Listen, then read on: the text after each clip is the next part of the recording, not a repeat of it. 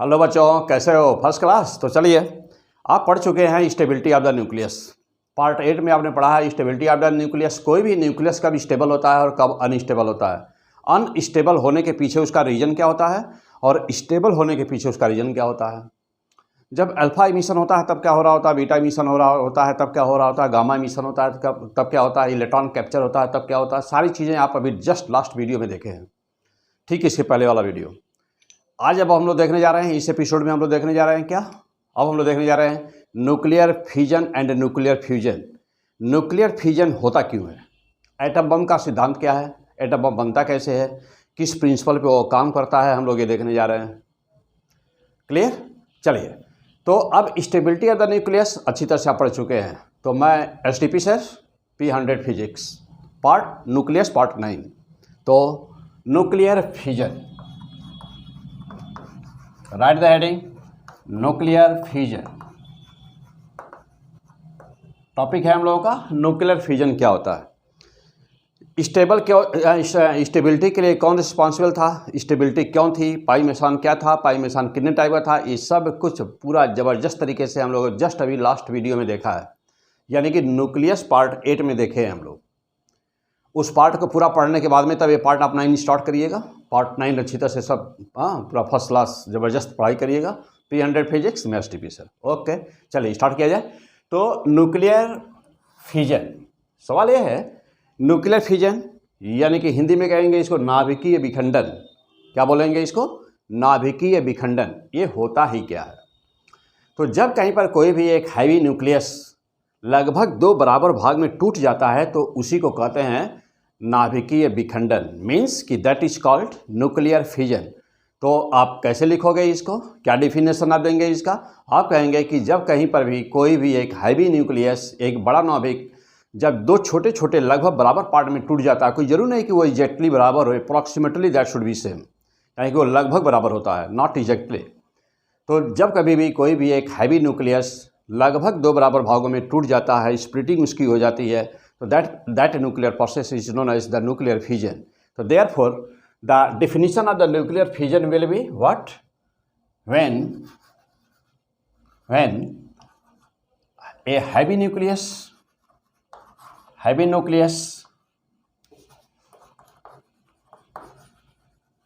splitted in two approximately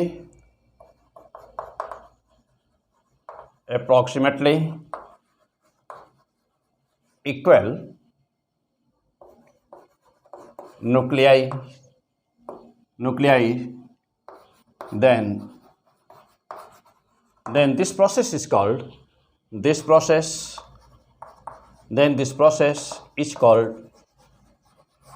nuclear fission। तो इसी process को न्यूक्लियर फिजन कहते हैं, है ना। अच्छा, अब सवाल ये हुआ कि यह कहाँ, कब, किसने शुरू किया। पहली बार यह इसका इन्वेंशन किसने किया, कब शुरुआत इसका हुआ।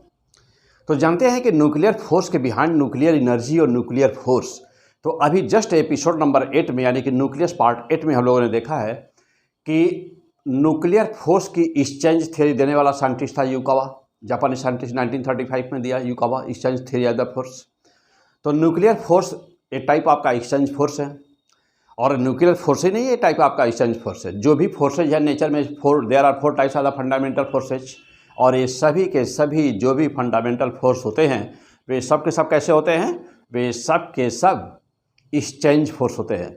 मीन्स कि कहीं पर भी फोर्स किन्हीं भी 2 वस्तुओं के बीच में, 2 पार्टिकल के बीच में, 2 फील्ड के बीच में तभी प्रोड्यूस होता है, तभी लगता है जब वहाँ पर किसी भी पार्टिकल का एक्सचेंज हो रहा होता है। मीन्स किसी भी चीज़ का एक्सचेंज हो रहा होता है, जानते हैं अच्छी तरह से। फॉर एग्जाम्पल न्यूक्लियर फोर्स क्यों लग रहा था? पाई मेसन के एक्सचेंज के कारण लग रहा था। वीक फोर्स क्यों होता है? बोसान के कारण होता है, बोसान के एक्सचेंज के कारण होता है। ग्रेविटेशनल फोर्स क्या होता है? ग्रेविटॉन के एक्सचेंज के कारण लगता है। और इलेक्ट्रोमैग्नेटिक फोर्स क्या होता है? फोटॉन के एक्सचेंज के कारण फोर्स क्रिएट होते हैं कहीं पर भी। फिलहाल हम लोग बात कर रहे हैं न्यूक्लियर फोर्स की।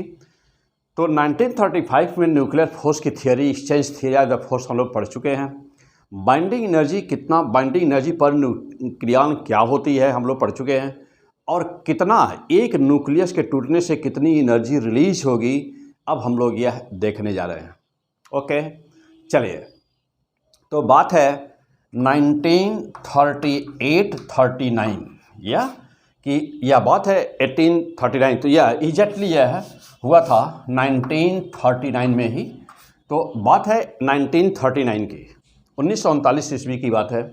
जर्मन साइंटिस्ट ना, जर्मन साइंटिस्ट कौन, तो दो साइंटिस्ट जर्मन के थे। एक का नाम है ऑटो हान,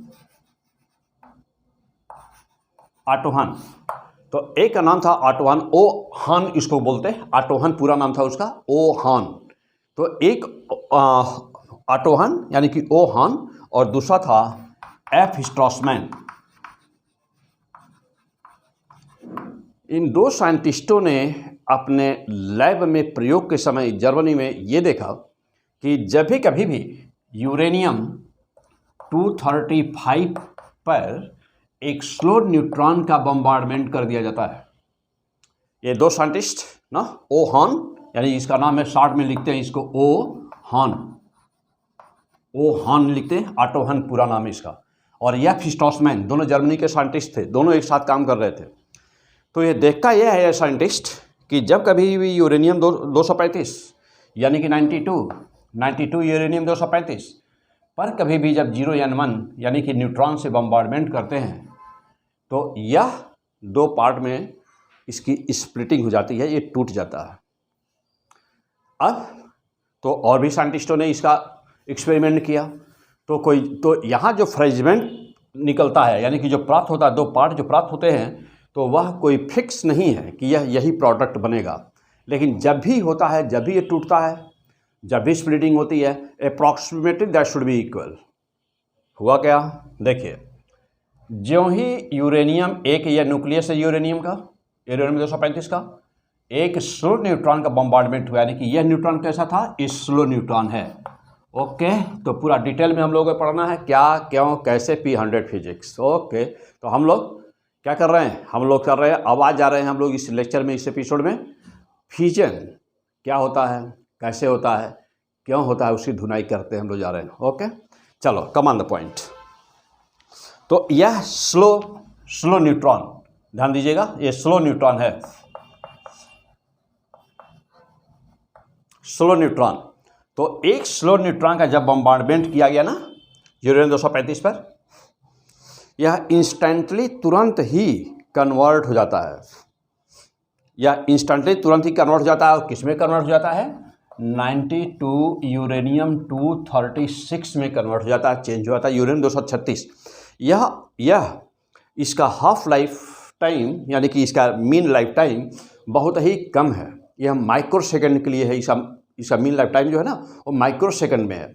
यह बनते ही दो पार्ट में टूट जाता है, तो यह बनता है, मीन लाइफ टाइम इसका माइक्रो सेकंड में है, यह बनते ही यूरेनियम 237 बहुत ही अनस्टेबल है, तो बहुत ही अनस्टेबल, ये बहुत ही अनस्टेबल है, तो ये बनते ही दो पार्ट में टूट जाता। अब यहाँ से जो दो पार्ट में टूटना, तो दो पार्ट में टूटने में अब यह कोई फिक्स प्रोसेस नहीं है यहाँ से, क्योंकि यह लगभग 4-5 टाइप के मेन जो जनरल में हैं, और लगभग 4 टाइप के यहाँ से हमको फ्रेगमेंट मिल सकते हैं, यानी कि जो टूटा हुआ है, यानी दो जो पार्ट मिलने वाले हैं ना, क्या नया जो एलिमेंट बनेगा, वो कौन सा एलिमेंट बनेगा, दैट इज़ नॉट फिक्स, वो फिक्स नहीं है। तो क्योंकि वह डिपेंड इस बात पर करता है कि जब वह फ्यूजन यानी विखंडन, फ्यूजन का मतलब क्या है, विखंडन, टूटना, तो जब यह फ्यूजन हुआ, ध्यान दीजिएगा कि जब यह फ्यूजन हुआ, तो अब वहाँ पे यह बात इस पर डिपेंड करता है कि जो न्यूट्रॉन लिबरेट हुआ स्प्लिटिंग प्रोसेस में, विखंडन की प्रक्रिया में, वह 2 न्यूट्रॉन निकला कि 3 न्यूट्रॉन निकला कि 4 न्यूट्रॉन निकला। तो जनरली तभी 3 इलेक्ट्रॉन निकलता है, तो 3 इलेक्ट्रॉन पर जब निकलते हैं ना 3 इलेक्ट्रॉन, तो वहाँ पर 2 टाइप के वहाँ पर फ्रेगमेंट्स मिलते हैं, यानी कि 2 प्रकार के हमको एलिमेंट्स प्राप्त होते हैं। तो 3 इलेक्ट्रॉन वाले का ही 2 हो गए, 2 इलेक्ट्रॉन वाले का 1 हो गया, 4 इलेक्ट्रॉन वाले का भी हो गया, यानी कि लगभग मिनिमम 4 टाइप के तो प्रोसेस, न्यूक्लियर विखंडन, यानी कि यहाँ पर न्यूक्लियर फ्यूजन प्रोसेस यानी कि नाभिकीय विखंडन की प्रक्रिया होती है। अब यहाँ पर आपसे क्वेश्चन क्या पूछा जाएगा, तो आप किसी भी एग्जाम में बैठने जा रहे हो, तो आपका एग्जाम चाहे जो भी हो, तो वहाँ पर अब यहाँ से क्वेश्चन पूछा जाएगा कि अभी न्यूमेरिकल तो बात की बात है, या थ्योरेटिकल में क्या पूछा जाएगा।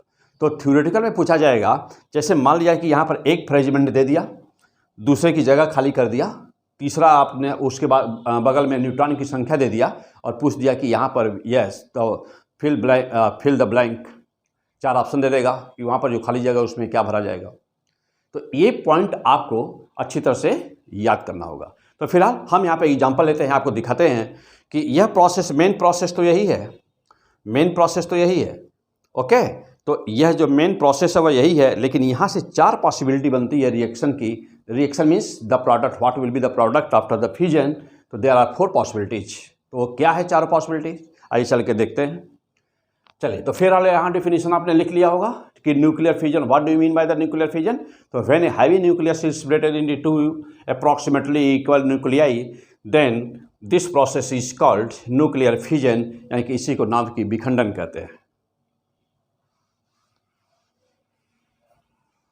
चलिए, अब यहाँ से जो पॉसिबिलिटी है हम लोग उस पर देखते हैं कि क्या पॉसिबिलिटी है। ऑटो वन स्ट्रॉसमैन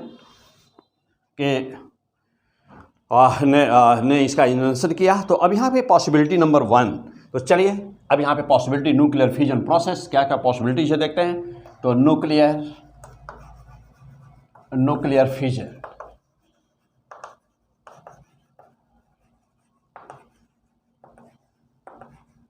पॉसिबिलिटीज क्या क्या हैं। बेसिक इक्वेशन तो यही रहेगा। तो चलिए, तो बेसिक इक्वेशन पहले लिख दिया जाए। 92 uranium 235 plus 0N1 equal to, यह तो पहली पॉसिबिलिटी क्या होती है। आइए मैं पहली पॉसिबिलिटी आपको दिखाऊंगा, आपको बताता हूँ कि पहली पॉसिबिलिटी क्या है। मैं सारी इक्वेशन से यहाँ पे लिख रहा हूँ। देखिए पहली पॉसिबिलिटी क्या है। तो पहली पॉसिबिलिटी है हम लोगों की कि हाँ, यहाँ पे पहले तो यह क्या बना, 92 यूरेनियम 236 बना। इसका माइक्रोसेकंड लाइफ टाइम है ना, अनस्टेबल है, यह अनस्टेबल है और तुरंत ही यह 2 पार्ट में टूट गया। तो पहला जो पॉसिबिलिटी है वह यह है कि बेरियम और क्रिप्टॉन बनाए। तो बेरियम 56 141 प्लस क्रिप्टॉन का बेरियम 5641 होता है और क्रिप्टॉन का 36 और 92, यानी कि क्रिप्टॉन 36 Kr 92 प्लस और प्लस बनाएगा 3 न्यूट्रॉन। देखिए इस प्रोसेस में निकलते हैं 30N1 प्लस एनर्जी के लिए, या प्लस, चलिए एनर्जी के लिए ई लिख दिया या क्यू लिख दिया बेस्ट रहेगा। तो एनर्जी के लिए आप क्यू लिख दीजिए, क्लियर। तो this is the first process. आइए अब इसका पहला प्रोसेस हो गया। अब आ जाइए नंबर 2 पर।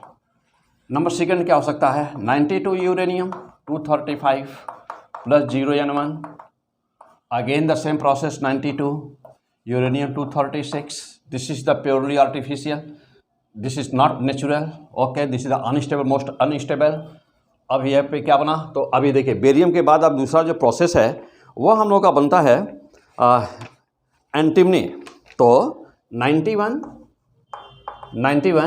SB 133 प्लस 41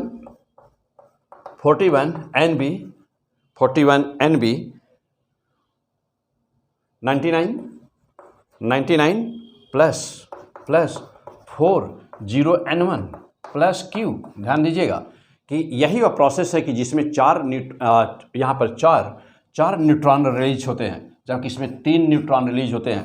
यह जो न्यूट्रॉन की संख्या होती है न्यूक्लियर फ्यूजन में, जो न्यूट्रॉन की संख्या होती है बहुत इंपॉर्टेंट होती है, क्योंकि आगे यह जो न्यूट्रॉन की संख्या ही आगे फिर फर्दर जो आगे, यानी कि फिर जो है आगे चल करके न्यूक्लियस को ब्रेक करते हैं, न्यूक्लियस को तोड़ते हैं। तो कितने न्यूट्रॉन्स रिलीज होते हैं, this is the most important point. यहाँ पे देखें। आइए अब जो तीसरा प्रोसेस है, पॉसिबिलिटी है, वो क्या है? तो तीसरी पॉसिबिलिटी पे आइए, चला जाए। तीसरी पॉसिबिलिटी ये है कि 92 uranium 235 plus 0N1 equal to 92 uranium 236। जानते हैं अनस्टेबल है और यह ब्रेक किया किसमें? तो जेनॉन और स्ट्रॉन्शियम बनाता है। तो 54 xenon X E 140 plus strontium S R 38 S R 94 plus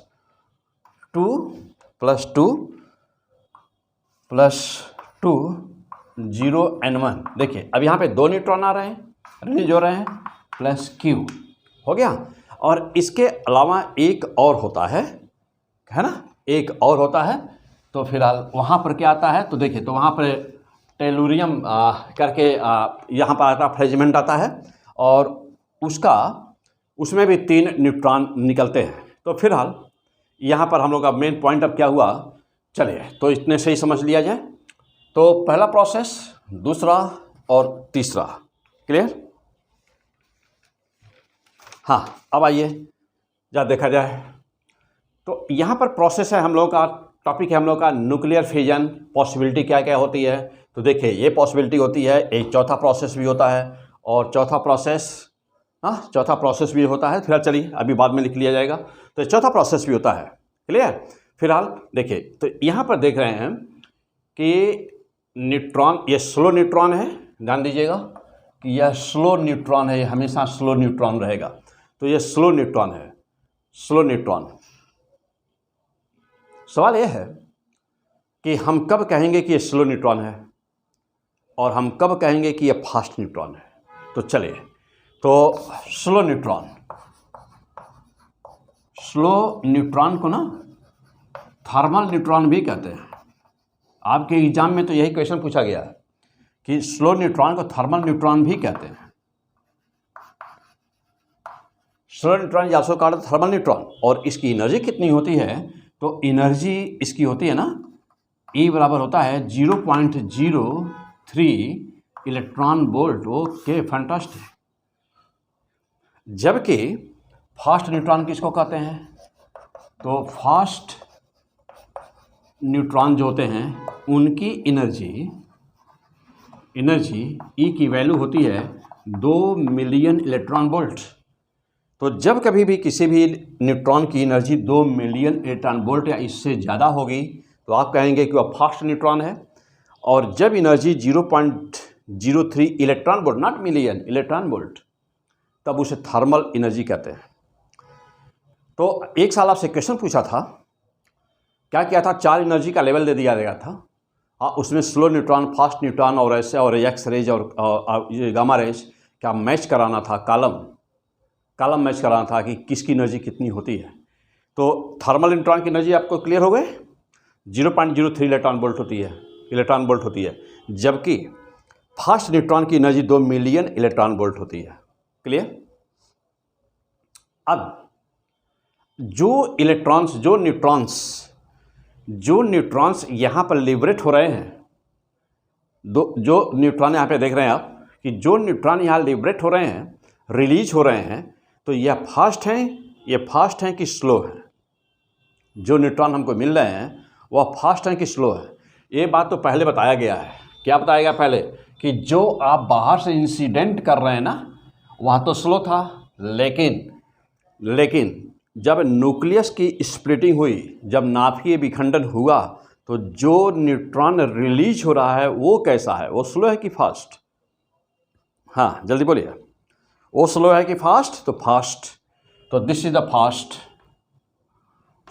सभी जो भी हैं देख रहे हैं ना, फास्ट, ये सभी फास्ट न्यूट्रॉन हैं। अब सवाल ये है कि यह कैसे आप कह दिए कि फास्ट है? कैसे आप कह दिए कि फास्ट है? किस बेस पर कह दिया फास्ट है? तो चूंकि न्यूक्लियस से निकल रहा है और न्यूक्लियस की एनर्जी, न्यूक्लियस का एनर्जी लेवल आप रेडियोएक्टिविटी वाले चैप्टर में आपको पीछे मैं बहुत ज़बरदस्त पढ़ा चुका हूँ। तो जो न्यूक्लियस की एनर्जी लेवल होती है वह मिलियन इलेक्ट्रॉन वोल्ट की होती है, यानी कि न्यूक्लियस की एनर्जी जैसे न्यूक्लियस के चारों तरफ ना, समझ रहे हो, जैसे न्यूक्लियस के चारों तरफ इलेक्ट्रॉन की डिफरेंट एनर्जी लेवल होती है, वैसे ही न्यूक्लियस की भी अपनी एनर्जी लेवल होती है। आप जानते हैं कि जो इलेक्ट्रॉन होता है अपने एनर्जी लेवल में K shell, L shell, M N O P ना, तो जो जो जो ऑर्बिटल इलेक्ट्रॉन होता है उसकी एनर्जी इलेक्ट्रॉन वोल्ट में होती है। यदि कोई इलेक्ट्रॉन निकले ऑर्बिट से तो उसकी एनर्जी इलेक्ट्रॉन वोल्ट में होगी। कितनी होगी तो जानते हैं ना, 13.6 Z²/n²। ओके, जहाँ पर हाइड्रोजन के लिए देखा जाए तो 13.6 अपॉन n²। ओके, तो देखो, तो यानी कि पहले जो इलेक्ट्रॉन वोल्ट में तो n बराबर 1 के लिए एनर्जी कितनी हो जाएगी, 13.6 इलेक्ट्रॉन वोल्ट होगी। चलिए, अब ऐसे ही दूसरा निकालना है तो 13.6 दूसरे एनर्जी लेवल का, तो 13.6 अपॉन n² कर दिया हाइड्रोजन के लिए, तो 2 का स्क्वायर करिए, 2 का 4 हो गया, 13.6 अपॉन 4 से डिवीजन कर दिए, 3.4 का नियर अबाउट आ जाएगा। 3.4 इलेक्ट्रॉन वोल्ट एनर्जी होती है। लेकिन तो कीप इन माइंड, ध्यान दीजिए, क्या ध्यान देना है यहाँ पर, पॉइंट यहाँ पर क्या ध्यान देना है कि जो इलेक्ट्रॉन की एनर्जी लेवल होती है वह इलेक्ट्रॉन वोल्ट में होती है, जबकि न्यूक्लियस की एनर्जी मिलियन इलेक्ट्रॉन वोल्ट में होती है। क्योंकि इस न्यूट्रॉन का इमिशन कहाँ से हुआ है, न्यूक्लियस से आया है। तो न्यूक्लियस से आया है तो इसकी एनर्जी का रेंज क्या होगा, इसकी energy more than 2 million electron volt होगी। तो more than 2 million electron volt होगी। देखिए बस, ओके, तो यही रीज़न था कि यहाँ पर क्यों 2 मिलियन इलेक्ट्रॉन वोल्ट एनर्जी लिखी गई। यहाँ पर 2 मिलियन इलेक्ट्रॉन वोल्ट एनर्जी लिखने का रीज़न यही था। बात समझा। तो पहले तो जब हम ये कहते हैं जब हम यह कहते हैं कि यह स्लो न्यूट्रॉन है या यह फास्ट न्यूट्रॉन है, तो what do you mean by this, आप इसका मतलब क्या समझते हैं। यदि कहा जाए स्लो न्यूट्रॉन तो एनर्जी का लेवल इलेक्ट्रॉन वोल्ट में, यदि कहा जाए फास्ट न्यूट्रॉन तो इसकी एनर्जी का लेवल क्या हो गया, अप्रॉक्स 2 मिलियन इलेक्ट्रॉन वोल्ट हो गया। Okay, come on the next point. अब और आगे बढ़ते हैं हम लोग। तो यहाँ पर ए पॉसिबिलिटी है। अब इस न्यूक्लियर प्रोसेस को आपको याद करना रहेगा ना, न्यूक्लियर प्रोसेस को आपको याद करना रहेगा। देखिए, अब क्या यहाँ पर बेरियम और क्रिप्टॉन ही है कि जब यहाँ पर यह 3 न्यूट्रॉन निकलेंगे, नो, अदर भी हैं, अदर भी प्रोसेस हैं कि जो 3 न्यूट्रॉन वहाँ से रिलीज होंगे। अब जैसे मान लीजिए प्लूटोनियम का स्प्लिटिंग हो रही है तो 3 भी निकल सकते हैं, 2 भी निकल सकते हैं, जस्ट वैसे ही। तो लेकिन हम लोग बात कर रहे हैं यूरेनियम 235 का। तो यूरेनियम 235, माइंड हियर, यूरेनियम 235। तो यूरेनियम 235 ध्यान दीजिएगा, यूरेनियम 235 यह इनरिच्ड यूरेनियम है। क्या नाम है इसका, इसको कहते हैं इनरिच्ड यूरेनियम।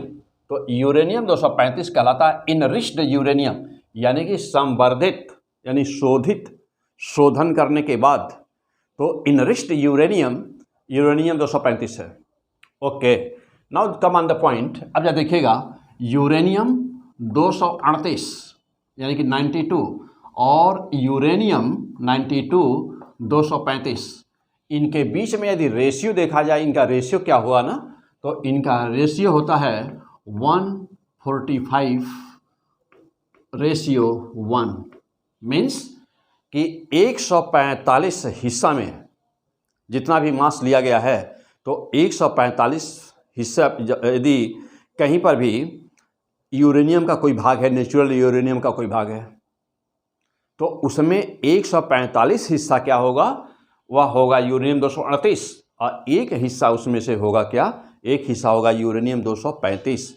इसका मतलब ये हुआ कि जो यूरेनियम 235 है ना, वह नेचुरल यूरेनियम 238 में मिक्स होता है। ध्यान दीजिएगा, यूरेनियम दोनों एक दूसरे के आइसोटोप हैं, यानी 92 यहाँ भी है, 92 यहाँ भी है एटॉमिक नंबर। तो यूरेनियम 238 नेचुरल यूरेनियम है, यूरेनियम 235 भी नेचुरल यूरेनियम है, लेकिन उसका जो परसेंटेज है वह कितना है, यह लगभग आता है 0.7%। ओके, तो enriched uranium now come on the point. Enriched uranium 0.7% पाया जाता है, यूरेनियम 235।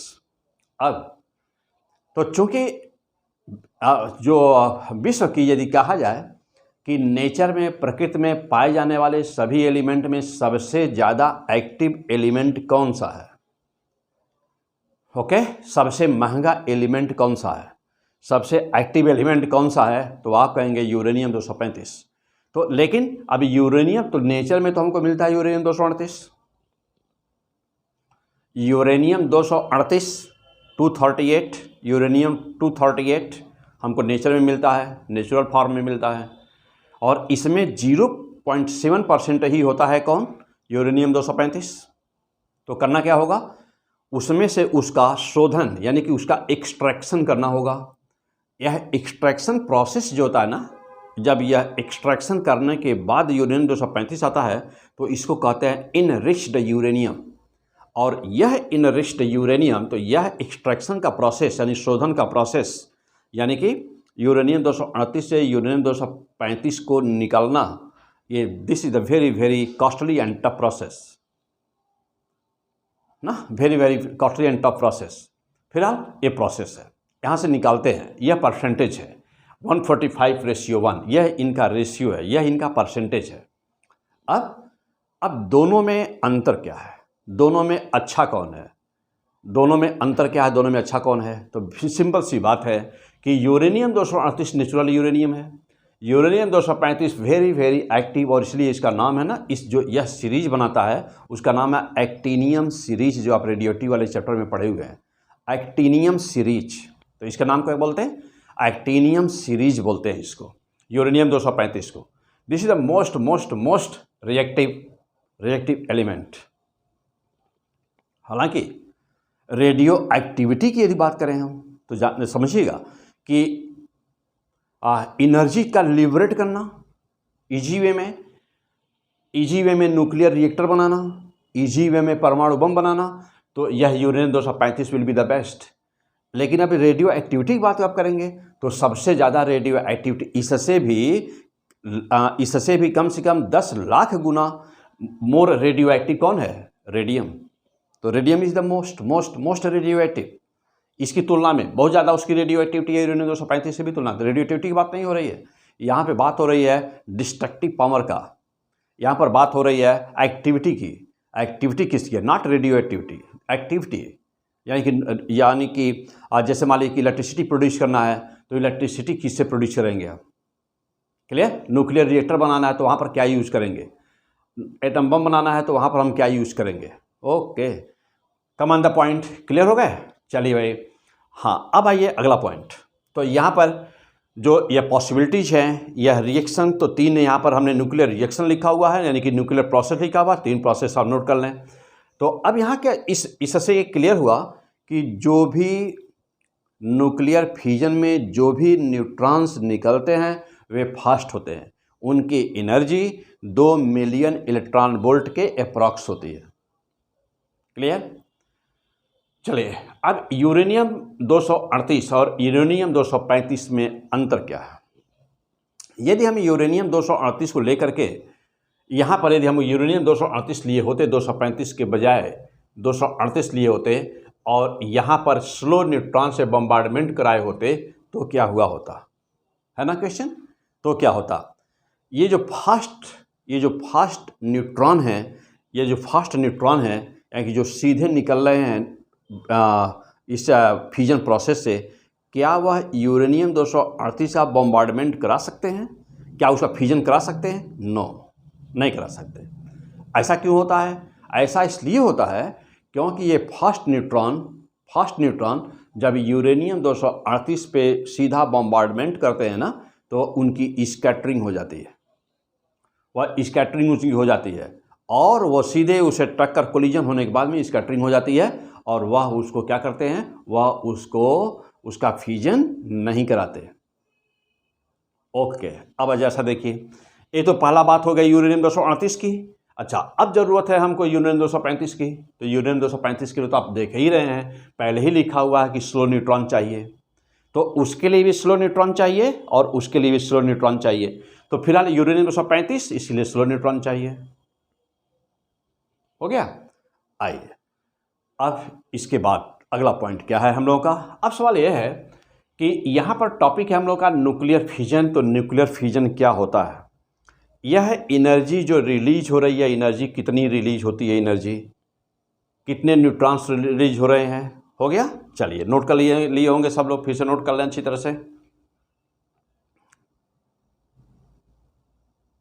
हो गया। आइए आगे बढ़ते हैं। अब यह न्यूक्लियर फिजन, अब यहाँ पर हम लोग पॉइंट ऑफ फिर बैक चलते हैं और यहाँ पॉइंट हम लोग का कि न्यूक्लियर फिजन जो नाम है ना, तो सबसे पहले इसका इन्वेंशन किसने किया, कब किया, ये तो क्लियर हो गया। कौन किया था इसका इन्वेंशन? ऑटो हन और एफ स्ट्रॉसमैन।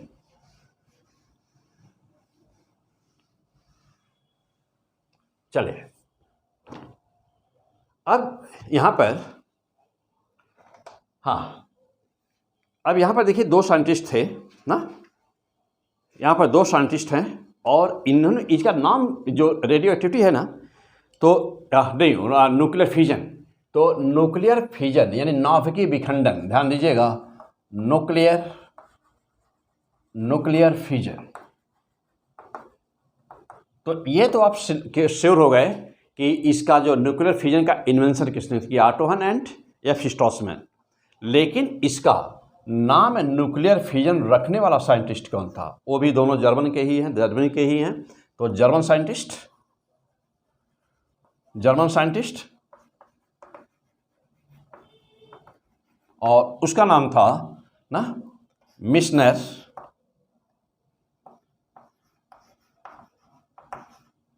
मिशनर एंड, और एक और था उसका नाम था, बताता हूं आपको, फ्रिच। तो इसका नाम था मिशनर एंड फ्रिच। ये दो साइंटिस्ट थे, जर्मन के भी थे। तो याद रखिएगा कि ये जो न्यूक्लियर फिजन नाम रखा गया ना, इसका ये जो नाम रखा गया था न्यूक्लियर फिजन, ये दो साइंटिस्ट जिन्होंने न्यूक्लियर फिजन खोजा था वो नहीं रखे थे। इस नाम को रखने वाला था मिशनर एंड फ्रिच ना, ये थे दो साइंटिस्ट, इन्होंने नाम रखा था इसका न्यूक्लियर फिजन। क्लियर? यहाँ तक क्लियर हो गए? तो अब जैसा चलिए क्या क्या देखा हम लोगों ने अभी तक। न्यूक्लियर फिजन होता क्या है? द स्प्लिटिंग और the heavy nucleus to approximately equal nucleus, या न्यूक्लियर फिजन होता है। Nuclear fission, now the question कि न्यूक्लियर फिजन होता क्यों है, क्या होता है, क्या क्या पॉसिबिलिटी है, क्या क्या टूट करके बन सकता है, तो देखा हम लोगों ने। न्यूट्रॉन कितने निकलते हैं, स्लो न्यूट्रॉन क्या होते हैं, फास्ट न्यूट्रॉन क्या होता है, ये भी चीज़ हम लोगों ने देख लिया। अब यह है कि यह न्यूक्लियर फिजन होता क्यों है, जैसा देखिएगा। जब यहाँ पर ये था, सपोज करिए कि यह एक यूरेनियम 235 का न्यूक्लियस है 92, और यहाँ से एक इलेक्ट्रॉन जा रहा है, देखिए एक न्यूट्रॉन है, यह एक न्यूट्रॉन का इस पर बम्बार्डमेंट हो रहा है, जा करके टकराया इस पर। ये क्या है? 0 and 1। कैसा? स्लो क्यों? क्योंकि स्लो होने से इंटरैक्शन टाइम बढ़ जाता है, इसलिए स्लो। ये बनाया क्या? देखिएगा, ये बनाया क्या? ये बनाया एक दूसरा न्यूक्लियस बनाया। किसका न्यूक्लियस बनाया? यूरेनियम 92, यूरेनियम 236, जो कि अनस्टेबल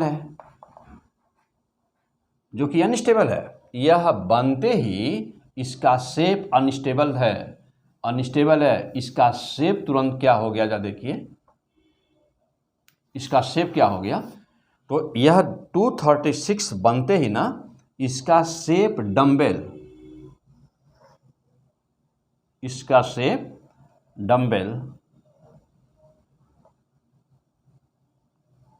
या इसका शेप तुरंत ही डम्बेल हो गया, बनते ही माइक्रो सेकेंड में इसका शेप ऐसा हो गया, ऐसे हो गया।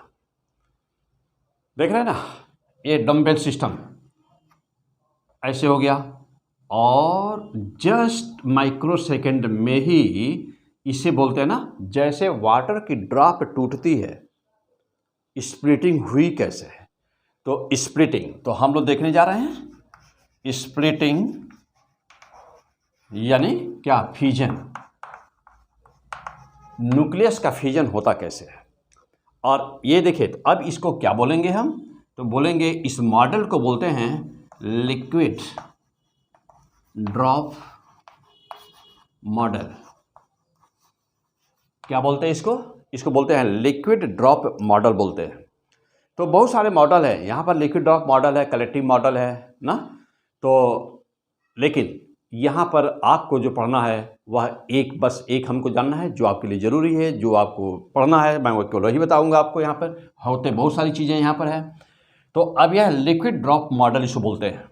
अगला स्टेप क्या हुआ, अगला स्टेप इसके तुरंत बाद ये दो पार्ट में, देखिए ये दो पार्ट में टूट गया, टूटा तो या now it becomes like this, now it becomes like this, या यूं कहें कि इट बिकम्स लाइक दिस। दो पार्ट में टूट गया, टूट गया।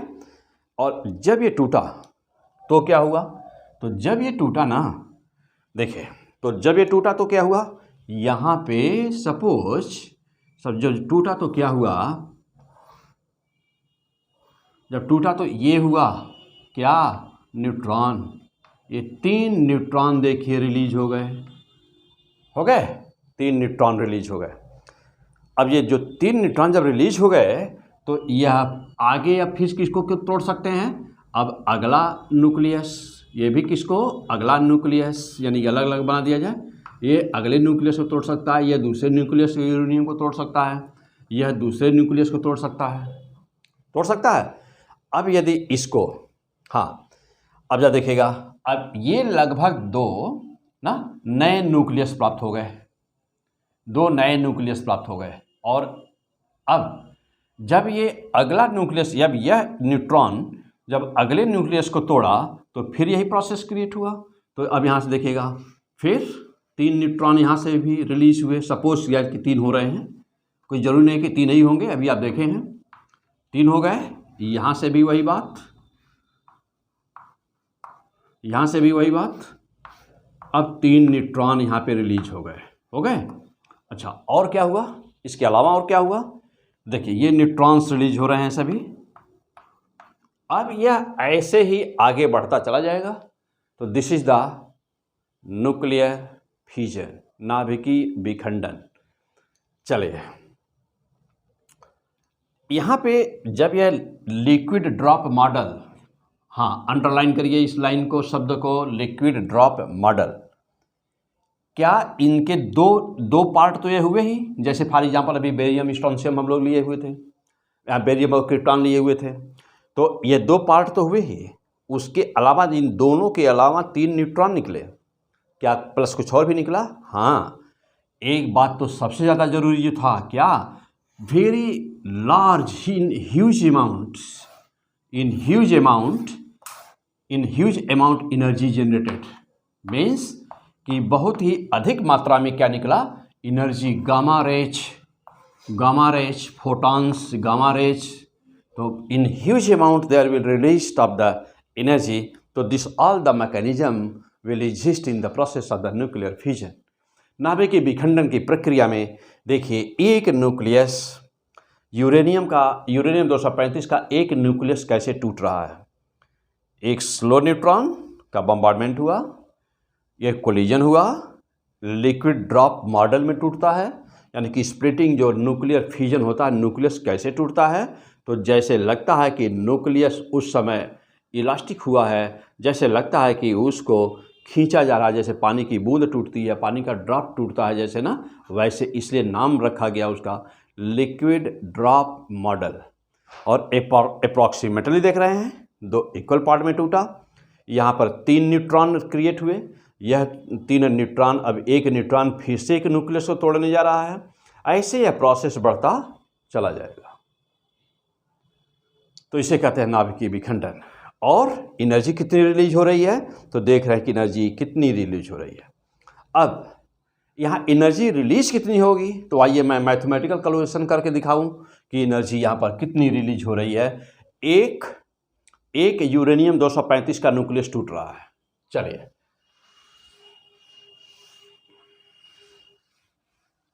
तो एक यूरेनियम 235 का न्यूक्लियस टूटे तो एनर्जी कितनी रिलीज होगी, आइए चल के देखा जाए।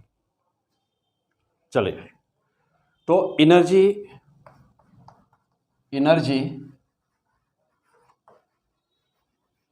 released in the process of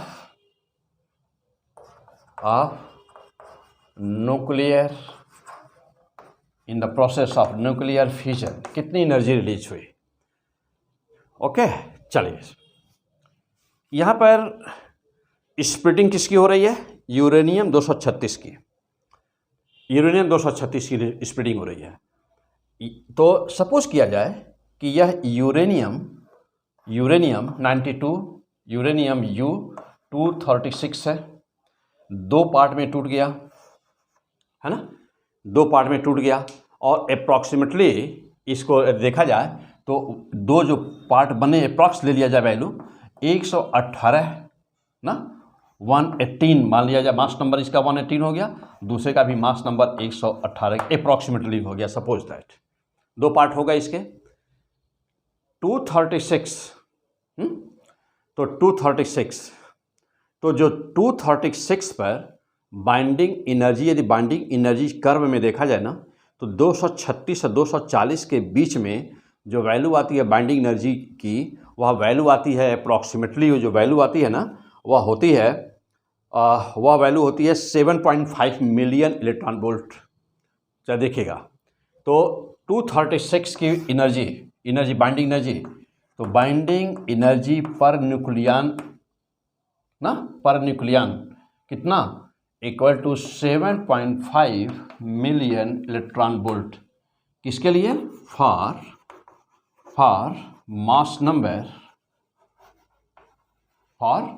mass number, यानी कि ए की वैल्यू किसके बीच 300 कितना है 236, 236 से लेके 240 के बीच लगभग ए वैल्यू आती है। ए का 7.5 million electron volt binding energy, average binding energy. हाँ, ध्यान देंगे क्या लिखा गया, 236 मास नंबर 236 से 240 की जो वैल्यू आती है वह near about 7.5 million electron volt आती है। एवरेज बाइंडिंग एनर्जी है, यानी कि बाइंडिंग एनर्जी पर न्यूक्लियन है। ओके, आइए अब जैसा फिर देखिएगा, यदि अप्रॉक्सीमेटली 118 से 120 मान लिया जाए इसको, तो मास नंबर 112 के आसपास में कितना होता है, तो देखिएगा अब binding energy, average binding energy ना equal to 8.5 million electron volt energy होती है। यह किसकी मास नंबर 118 के लिए, तो मास नंबर 118 के लिए बाइंडिंग एनर्जी यह है और मास नंबर 236 के लिए बाइंडिंग एनर्जी ये है। हो गया, क्लियर हो गया। अब आइए, हाँ ये डायग्राम नोट कर लिया है, फर्स्ट क्लास नोट कर लिया है डायग्राम को ना, क्या रिलीज हो रहा है। देखिए एक न्यूक्लियस कैसे टूटता है, तो अब हम एनर्जी को यहीं पे निकाल देते हैं, अभी डायग्राम की जरूरत है हम लोगों को। चलो बेटा अब ज़्यादा देखिएगा। अब ये बताइए कि एक न्यूक्लियस यदि टूट रहा है यूरेनियम 236 का या 240 के नियर अबाउट, तो कोई भी न्यूक्लियस 240 मास नंबर है या 236 मास नंबर यदि टूट रहा है, तो फिलहाल यहाँ 236 है तो 236 की हम बात करते हैं। तो 236 यदि टूट रहा है तो यहाँ पर बाइंडिंग एनर्जी पर न्यूक्लियन कितना रिलीज हो रहा है, यानी कि एक न्यूक्लियस पर, ध्यान दीजिएगा, एक न्यूक्लियस पर डेल्टा एनर्जी, यानी कि बाइंडिंग एनर्जी कर दिया जाए डेल्टा, बाइंडिंग एनर्जी में चेंज कितना आ रहा है, equal to what 8.5 million electron volt में से। तो यहाँ की जगह नहीं है, एक मिनट, आइए कहीं और लेते हैं, ऊपर ले लिया जाए।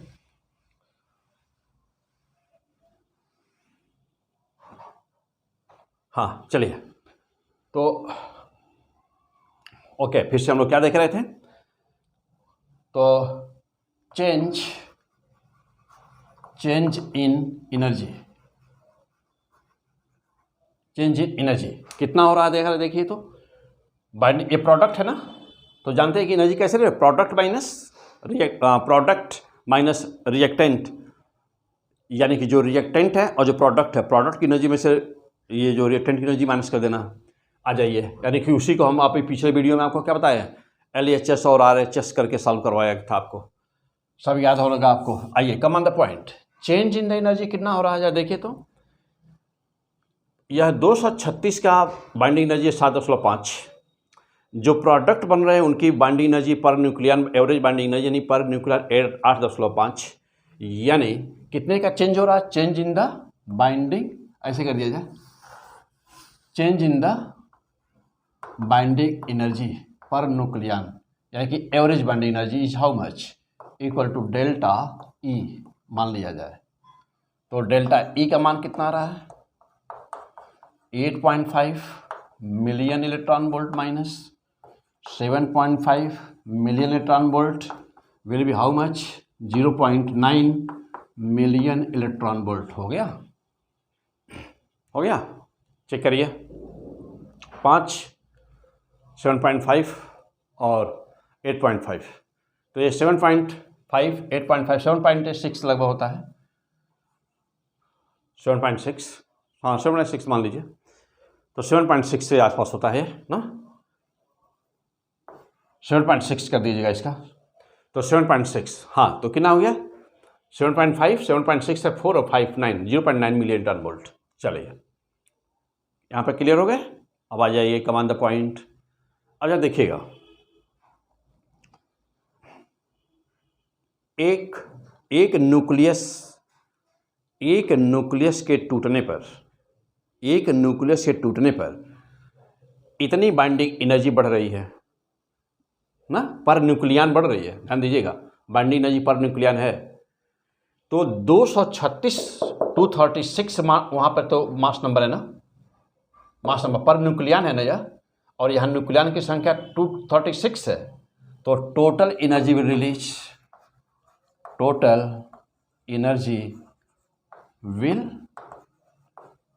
रिलीज कितना हो गया, 0.9 मिलियन इलेक्ट्रॉन वोल्ट गुणे 236, मल्टीप्लाई कर दीजिए। हाँ, ये हटा दीजिए, बीच का पोर्शन हटा दिया जाए। अब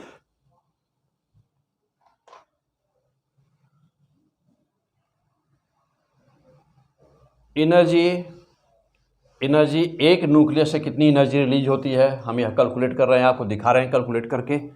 चलिए आ जाइए, कितनी हो गई, तो डेल्टा ई की वैल्यू कितनी आ गई, मल्टीप्लाई कर दीजिए, ये आ जाएगा 0.9 से मल्टीप्लाई करेंगे तो लगभग 212 के आसपास, तो 212 मिलियन इलेक्ट्रॉन वोल्ट। यदि 240 लिए होते हम लोग तो ये आ जाता 200 और लगभग 216 के आसपास आ जाता, तो डेल्टा ई की वैल्यू है 212 million electron volt.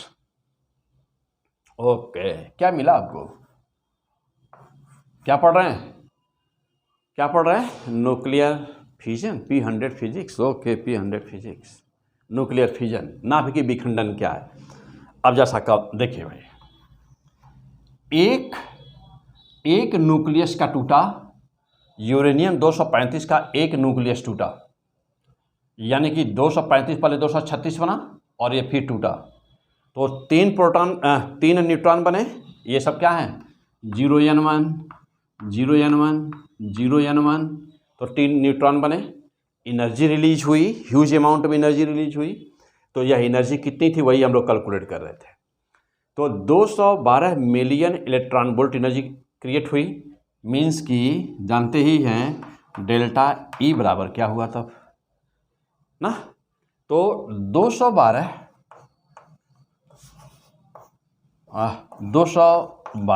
Million electron volt, एक मिलियन इलेक्ट्रॉन वोल्ट बराबर लगभग कितना होता है, 1.6 इंटू 10⁻13, क्या 13 जूल्स, यानी कि इतनी जूल एनर्जी क्रिएट हुई ना, यह तो मिलियन इलेक्ट्रॉन वोल्ट पे। देखिए अब इसी को ध्यान दीजिएगा, इसी को लगभग में इसी को 200 मिलियन इलेक्ट्रॉन वोल्ट कहा जाता है। तो अप्रॉक्सीमेट वैल्यू लिया जाता है, हमेशा फिक्स है कि यह मानते हैं 200 मिलियन इलेक्ट्रॉन वोल्ट एक यूरेनियम के टूटने पर। और कहेंगे कि सर कि 212 और 216 के आसपास है, तो 200 मिलियन इलेक्ट्रॉन वोल्ट एक न्यूक्लियस को क्यों मान रहे हैं? आप क्वेश्चन कर सकते हैं कि क्यों मान रहे हैं, तो उस क्यों का आंसर क्या है? अभी आपने देखा है कि कुछ प्रोसेस थे जिसमें से 2 न्यूट्रॉन हो रहे थे, कुछ प्रोसेस थे जिसमें से 3 न्यूट्रॉन रिलीज हो रहे थे, कुछ में 4 हो रहे थे, कुछ में 3 हो रहे थे ना। तो चूंकि सबका एवरेज लिया गया है, अप्रॉक्स वैल्यू ली गई है, तो अप्रॉक्स वैल्यू जब भी होता है तो एक यूरेनियम 235 के टूटने से 200 million electron volt energy release होती है, ये मानते हैं। और देखिए जबकि हम लोग का एग्जैक्ट कैलकुलेशन क्या है, 212 से 216 के आसपास। फिलहाल हमारा 236 पे हम लोग निकाले हैं, तो 212 आएगा, 212 million electron volt exact value आएगी। लेकिन मानते कितना है इसी को, 200 मिलियन इलेक्ट्रॉन वोल्ट। अच्छा अब जा देखिए, एग्जैक्ट वैल्यू 212 है और 212 इसमें हम लोग मल्टीप्लाई कर दें, 212 का लगभग मल्टीप्लाई इसमें कर दिया जाए, तो अब ये 1.6 × 10⁻13 से मल्टीप्लाई है तो मिलियन इलेक्ट्रॉन वोल्ट बदल जाएगा किसमें, जूल में बदल गया, इतना जूल। चाहे तो आइए सॉल्व करके देख लिया जाए कि लगभग कितना आएगा। तो 212 और किससे मल्टीप्लाई कर दिया, 1.6 से। चलिए 12 1 हो गया, 7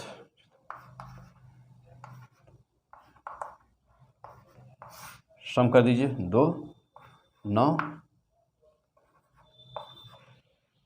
एक बार चेक कर लें, 6 2 12 2 1 7 12 2 1 2 2 9 3 3। ओके अब जा देखिएगा दशमलव एक स्थान पे, तो 339.2 यानी कि अप्रॉक्स में हम लिख दें तो कितना, 340, तो 340, 339.2 यानी 340 ले लिया जाए, तो 340 के अप्रॉक्स, यानी कि चलिए 339 ही लेते हैं भाई, कहीं ज़्यादा ले लिया जाए। हाँ तो 339.2, क्योंकि 10⁻³ लगा हुआ है ना यहाँ, तो 339.2 into 10⁻13 joule, this is the energy released.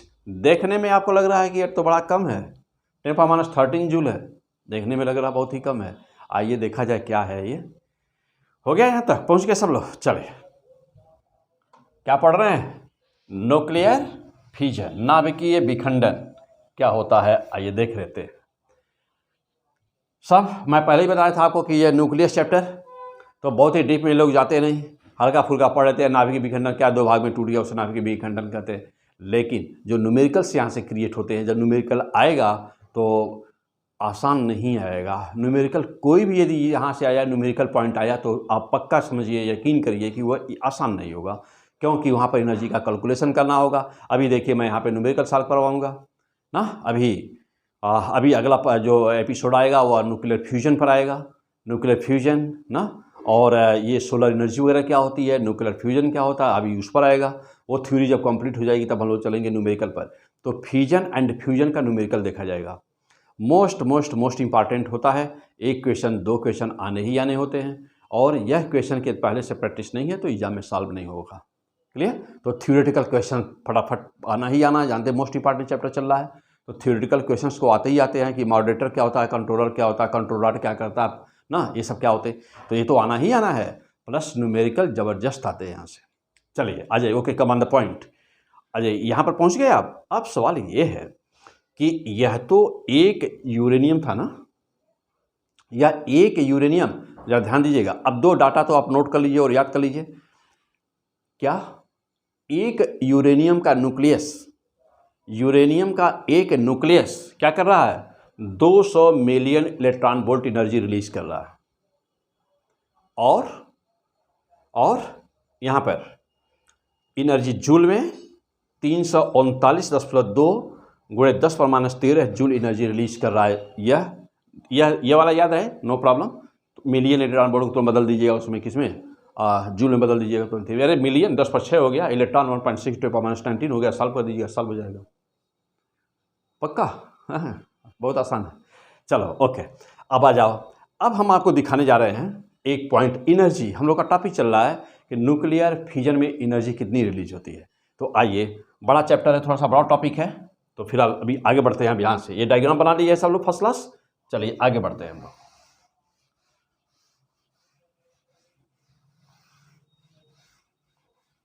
हाँ, अब आइए देखा जाए आगे और क्या है इस यहाँ पर। अब हम कैलकुलेट करने जा रहे हैं जहाँ जो न्यूमेरिकल पॉइंट है, यहाँ से न्यूमेरिकल आपका कैसे आएगा। आइए मैं उस पॉइंट पर चलता हूँ, जरा देखिएगा। अब यहीं से आगे स्टार्ट करते हैं हम लोग, बढ़ते हैं यहीं से आगे, प्रोसीड करते हैं यहाँ से। न्यूमेरिकल्स कैसे होगा सॉल्व। मैं यदि आपसे कहूँ कि अब 1 ग्राम यूरेनियम कितनी एनर्जी रिलीज करेगा, अब जरा देखिए। तो माइंड हियर, जानते हैं कि यूरेनियम 235, 92 यूरेनियम 235 है ना। तो एक देखिए, यह 92 यूरेनियम 235, यह जानते हैं कि ग्राम में होता है। तो 235 ग्राम यूरेनियम कंटेन 2.3। हाँ, ये क्या है कि यहाँ पर 2.023 इंटू 10⁻23 न्यूक्लियस। ये क्या है, अवोगाद्रो की संख्या। तो 235 ग्राम में यूरेनियम में इतना न्यूक्लियस होता है, मालूम है ना, मॉलिक्यूलर वेट 235 ग्राम। मॉलिक्यूलर वेट इसका कितना है, 235 ग्राम। तो 235 ग्राम में 1 मोल, और 1 मोल में कितने होते हैं, 2.023 इंटू 10⁻23 न्यूक्लियस होंगे ना। आ जाओ, अब जा देखना 1 ग्राम में कितना तब होगा, 1 ग्राम में कितने न्यूक्लियस। तो 2.023 इंटू 10⁻23 अपान 235 होगा, पक्का। अब जा देखना 1 ग्राम में इतने न्यूक्लियस होंगे, और 1 न्यूक्लियस एनर्जी कितना दिया, 1 जूल में आ जाइए, जूल में देखा जाए तो 1 न्यूक्लियस एनर्जी कितना दिया, इतना। तो इतना न्यूक्लियस कितना देगा एनर्जी। सो एनर्जी ई बराबर कितना रिलीज हुआ, तो 2.023 इंटू 10⁻23 अपान क्या 235 इंटू कितना, इतना गुड़े देखिए यहाँ पर 339.2 इंटू 10⁻⁻13 जूल। ओके, इतनी एनर्जी दिया। अब इसको सॉल्व कर दीजिए, सॉल्व करके देखिए कितना आता है। तो मैं कैलकुलेशन का आंसर आपको बता दूंगा, ये कितना आएगा। तो यह कैलकुलेट कर पाएगा 8.2 इंटू 10⁻10 जूल, 8.8 इंटू 10⁻10 जूल। ये वैल्यू मैं कैलकुलेट किया हूँ पहले से। चलिए देखिए, ये इतनी वैल्यू आया। अब देखिए ये क्या, हाँ क्या है, हम लोग देख रहे हैं, क्या देख रहे हैं, 1 ग्राम यूरेनियम 1 ग्राम यूरेनियम कितना एनर्जी दे रहा है। तो 1 ग्राम यूरेनियम एनर्जी दे रहा है 8.8 इंटू 10⁻10 जूल। अब 10⁻10 आ गया। हाँ, 1 ग्राम जानते हैं क्या है, ध्यान दीजिएगा। यह एनर्जी बहुत बड़ी एनर्जी है, 10/10 जूल।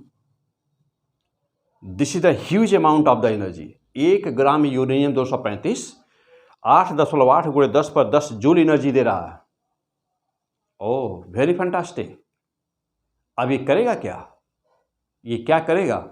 अब आइए देखिए एनर्जी क्या करेगी। तो यह एनर्जी जो आपको मिली है यहाँ पर, देखिएगा, ध्यान दीजिएगा, ये एनर्जी जो 8.8 इंटू 10⁻10 जूल आई है ना, और 1 ग्राम यूरेनियम केवल हम लोग लिए हुए हैं, केवल हम लोग 1 ग्राम यूरेनियम लिए हैं।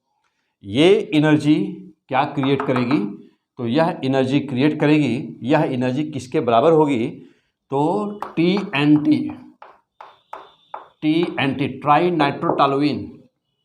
यह एक विस्फोटक है ना, केमिस्ट्री में पढ़े होंगे, ट्राई नाइट्रोटॉलुइन, यह एक विस्फोटक है ना, TNT। तो 20 टन TNT, यानी माइंड हियर 20 टन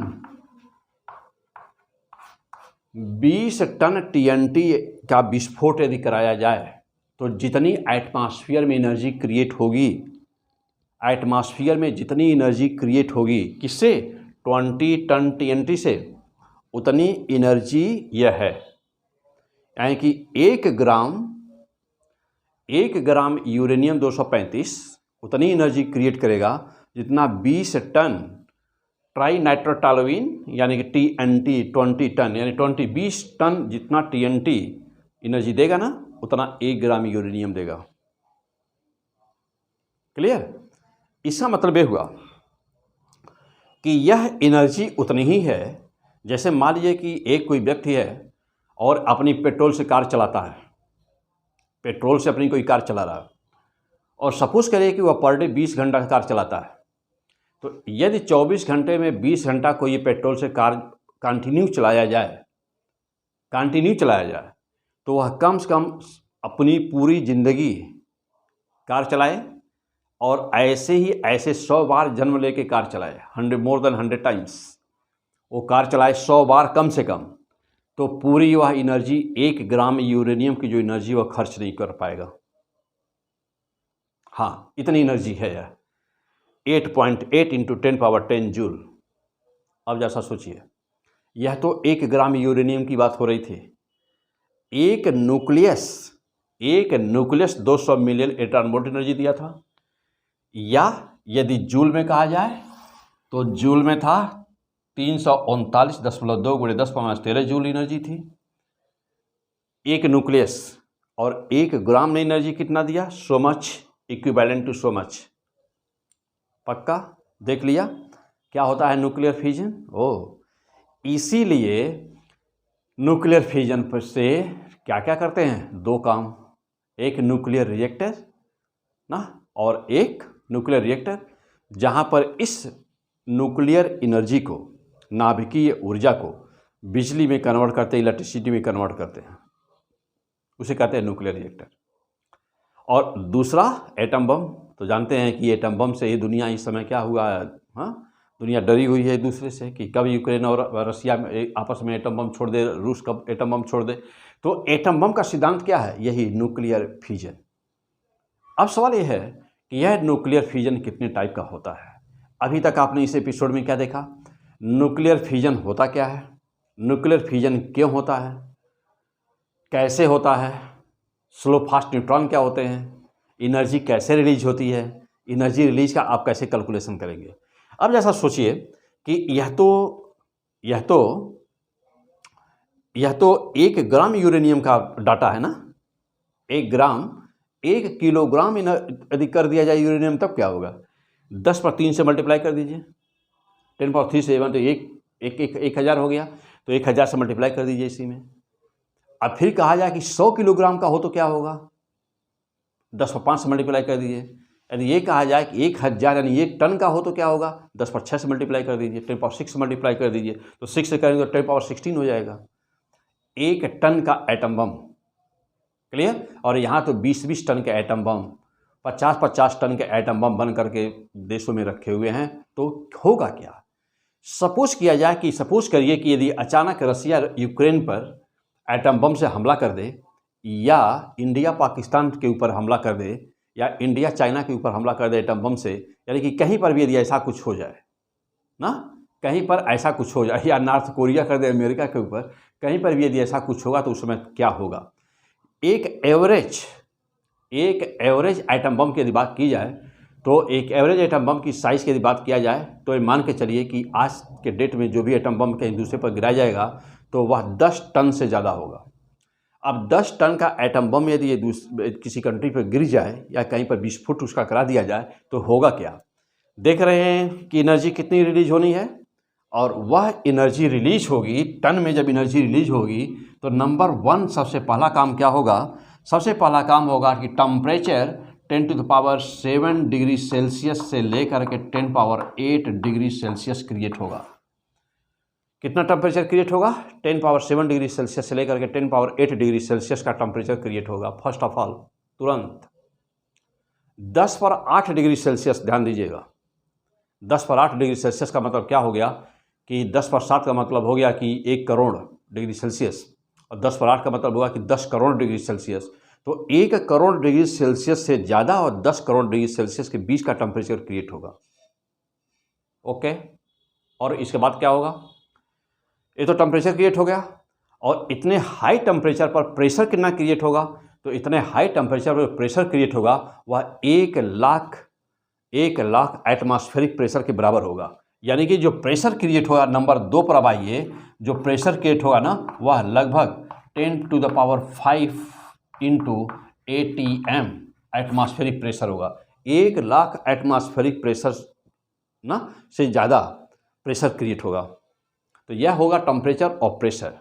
इस टेम्परेचर और प्रेशर से क्या होगा? इस टेम्परेचर और प्रेशर से तुरंत ही यह जो मीन्स आग उठेगी ना, ये जो मीन्स जो यह एनर्जी होगी, तो वह एनर्जी पूरे एटमॉस्फेयर में तुरंत ही कई किलोमीटर के रेंज में, लगभग 50 किलोमीटर के रेंज में फैल जाएगी।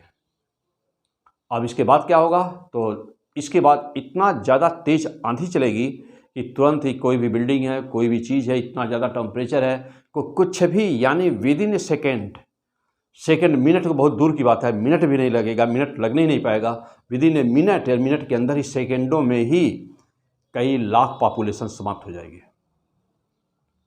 100 डिग्री सेल्सियस पर वाटर का बॉइलिंग होता है। जानते हैं कि 2200 डिग्री सेल्सियस पर, 2000 डिग्री सेल्सियस से ऊपर जब 2200 डिग्री सेल्सियस पर प्लेटिनम मेल्ट कर जाता है, लगभग 700 डिग्री सेल्सियस के आसपास में लोहा मेल्ट कर जाता है, और यहाँ तो लाख की बात हो रही है। क्लियर? हम लोग 100 डिग्री सेल्सियस पर यदि वाटर बॉयल कर रहा है और हाथ पे गिर जाए तो हाथ जल जाता है ना? तो जानते हैं, और यहाँ पर तो lakh degree, crore degree Celsius की बात हो रही है, तो सब कुछ देखते ही देखते वेपराइज हो जाएगा। यानी कि ना कहीं पर घर रहेगा, ना कहीं पर कोई रोने वाला रहेगा, ना कहीं पर पेड़ पौधा रहेगा, ना कहीं पर पानी रहेगा, ना कहीं एटमॉस्फेयर में नमी रहेगी। सब कुछ देखते ही देखते विद इन ए मिनट सब कुछ वेपराइज हो जाएगा, वेपर बन जाएगा सब कुछ, सब कुछ। और यहाँ पर दिखेगा क्या? तो जैसे मार्स पर जली हुई चट्टान दिखती है लाल ना, तो बस यहाँ पर केवल राख बचेगा, बिल्डिंग्स वगैरह सब कुछ पस्त हो जाएंगे, सब कुछ भी हरियाली नाम की कोई चीज़ नहीं रह जाएगी। 50 किलोमीटर के रेंज में केवल जली हुई राख दिखेगी। ओके, और इतना सब कुछ जब एक ही बार में होगा तो जानते हैं कि जब यहाँ से बहुत ज़्यादा थोड़ा सा धुआं, अभी कोई भी चीज़ जलाइए तो धुआं हो जाता है, तो लगता है कि जैसे सन की रेज कम आ रही है, होता है ना? तो जब इतनी सारी चीज़ें होंगी तो उस एरिया में तुरंत ही क्लाउड का फॉर्मेशन बन जाएगा, और यह क्लाउड क्या होगा ना, ये क्लाउड क्या करेगा? तो यह कई किलोमीटर मोटी क्लाउड बन जाएगी। और कई किलोमीटर मोटी क्लाउड बनने का मतलब क्या हुआ? मतलब इसका ये हुआ कि सन रेज आना उस स्थान पर, उस जगह पर सन की रेज स्टॉप हो जाएगी, सन की रेज पहुंच नहीं पाएगी। और जब सन की रेज पहुंच नहीं पाएगी तब क्या होगा? तो जब सन की रेज नहीं पहुंच पाएगी तो ऐसे यदि यह कई महीनों तक बना रहा तो तुरंत ही स्टार्ट हो जाएगा। उसी को कहते हैं न्यूक्लियर विंटर। क्या बोलते हैं? उसी को कहते हैं न्यूक्लियर विंटर, न्यूक्लियर विंटर कहते हैं। जब न्यूक्लियर विंटर होगा, सन की रेज नहीं आएगी तो अपने आप ही विंटर शुरू हो जाने की, ठंडक शुरू हो जाएगी, टेम्परेचर डाउन हो जाएगा उस एरिया का। कुछ यानी कि ये होने में कम से कम 6 महीने लगेंगे, तो 6 महीने मिनिमम 6 मंथ लगेंगे ये सब होने में। तो न्यूक्लियर विंटर स्टार्ट हो जाएगा, और न्यूक्लियर विंटर जब स्टार्ट होगा तो यानी कि यहाँ पर टेम्परेचर, उस एरिया का टेम्परेचर धीरे धीरे धीरे धीरे धीरे धीरे करके बहुत ही कम हो जाएगा। जब टेम्परेचर कम हो जाएगा, इसके बाद क्या होगा? फिर जब टेम्परेचर कम हो जाएगा तो नीचे से जानते हैं कि जैसे वेपर होता है ना, खाना बनते समय देखते होंगे केतली वगैरह में जो भाप होती है, तो फिर जब ठंडा हो जाता है वह तो पानी का रूप लेता है, यानी कि उसको कहते हैं संघनन, कंडेंसेशन। तो कंडेंसेशन, टेम्परेचर डाउन होता है तो फिर कंडेंसेशन होता है। तो ठीक यही प्रोसेस यहाँ पर भी होगा। उसके बाद में क्या होगा ना कि जो क्लाउड है वो जब टेम्परेचर डाउन होगा तो कंडेंसेशन प्रोसेस स्टार्ट होगा, कंडेंसेशन, संघनन, और वह वाटर बन जाएगा। और ये वाटर अब क्या करेगा? तो वाटर, ये सब कुछ होने में लगभग 1 साल बीत जाएंगे।